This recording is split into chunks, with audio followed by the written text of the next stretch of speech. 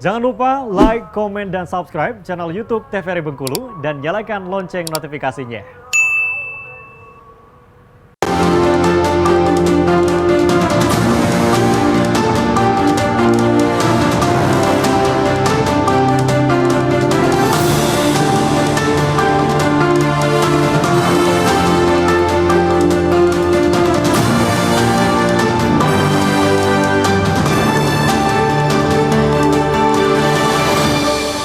Ya, terima kasih pemirsa TVRI Bengkulu, masih bersama saya Afriko Zuhri. Kembali Anda menyaksikan program acara Berendo dalam tema yang sama berkaitan dengan pemilu di mata pemuda. Nah, kalau kita bicara soal pemilu, tadi menyampaikan bagaimana anak muda yang sudah terjun langsung. Kalau kita melihat juga banyak sekarang tokoh publik gitu ya, kalangan artis sekarang sudah mulai terjun ya ke ranah politik juga. Ini seperti apa nih? Kalau dari Rido tanggapannya? Oke. Sebenarnya kembali lagi ke asas pemilu ya, tidak ada larangan. Jadi sah-sah aja, mau artis, mau pemuda dan lain-lain selagi menaati aturan, ya kita tidak bisa membatasi mereka. Tapi lebih dibuka lagi matanya ya, balik lagi ke edukasi. Jangan mentah-mentah diterima gitu ya. Jangan mentah-mentah diterima apa yang ada semua di sosial media. Si A dieksistensikan di media dan lain-lain. Ya, semuanya yang di media itu yang paling banyak dalam tanda kutip buzzer gitu ya. Yang paling banyak buzzer ya itulah yang paling terkenal di media. Nah, jadi balik lagi ke masyarakat dan pemuda benar-benar melihat gitu ya. Yang ada di media itu disaring betul. Mana yang hanya memanfaatkan eksistensi baik itu artis bahkan pemuda dan lain-lain, yang orang-orang berprestasi bahkan tokoh-tokoh agama dimanfaatkan eksistensinya. Bahkan kiai-kiai dan lain-lain ya. Nah, itu perlu disaring-saring betul. Jangan kita pandang lagi hal-hal seperti itu. Tapi pandanglah dengan apa yang mereka bawa. Tidak masalah gitu, artis si A, si B gitu ya, mencalonkan diri gitu ya, mencalonkan diri. Tapi apa yang dia bawa? Ketenaran dia atau masyarakat yang di sekitaran beliau. Dampaknya seperti apa dan lain-lain. Ya, bagaimana dampaknya, bagaimana visi misi yang memang mereka bawa gitu ya, tidak hanya untuk membawa eksistensi mereka. Nah, kalau dari Mbak Sri sendiri seperti apa melihat tren yang memang saat ini sedang ramai lah katakanlah? Ya, sebenarnya itu tuh tren yang memang lagi eksis ya.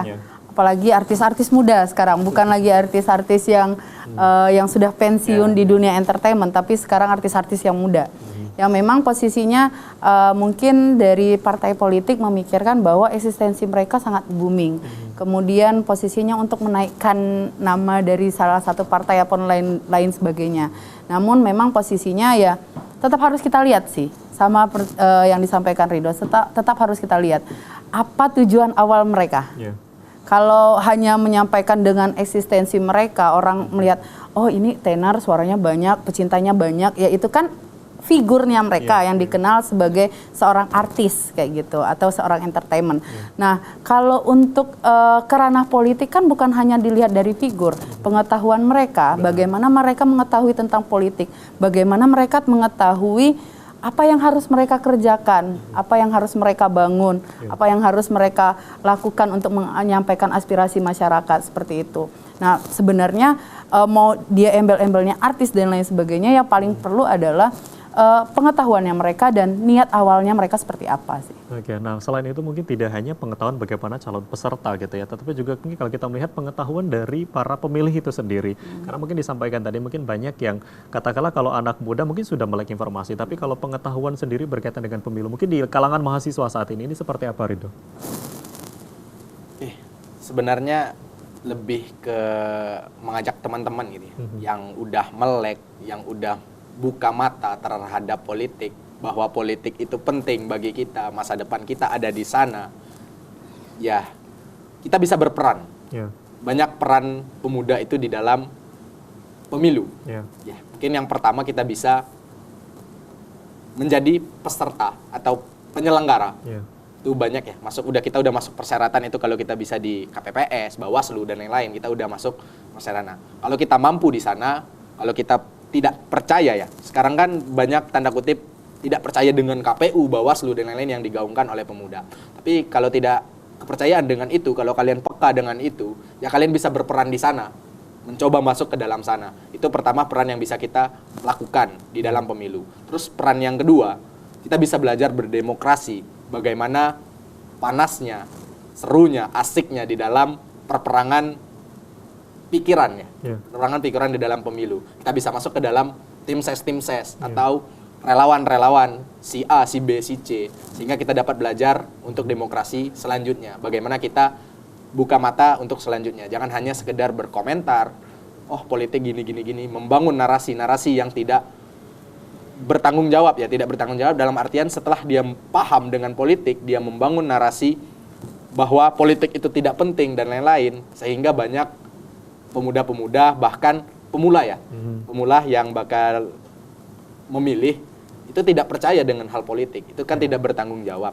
Terus peran yang ketiga, ya kita bisa menjadikan edukatif ya, kita bisa menjadikan edukatif. Kita mempunyai TikTok, Instagram, dan lain-lain, itu bisa kita mengedukasi teman-teman yang pengikut kita setidaknya, atau orang-orang sekitar kita bisa mengedukasi itu tersebut bahwa politik itu penting dan lain-lain. Dan sekali lagi, jangan membangun kita sebagai pemuda ya, sadar akan politik, tapi jangan membangun bahwa politik itu tidak penting dan tidak ada gunanya. Jangan membangun ketidakpercayaan kalau kita sendiri tidak membangun peran kita di dalam pemilu 2024. Ya, artinya memang banyak peran yang bisa kita lakukan dalam pemilu, mungkin khususnya bagi pemuda yang saat ini ya dalam penyelenggaraannya. Nah, kalau dari Mbak Sri sendiri seperti apa nih melihat, mungkin kalau kita melihat anak muda, terutama mungkin di kampus sekarang, tidak hanya kita bisa belajar berdemokrasi dalam penyelenggaraan pemilu saja, tetapi dalam kampus pun sudah demokrasi ya. Tetapi kenyataannya sekarang banyak anak muda yang tidak ikut, bahkan untuk berorganisasi pun enggan. Nah, ini seperti apa nih?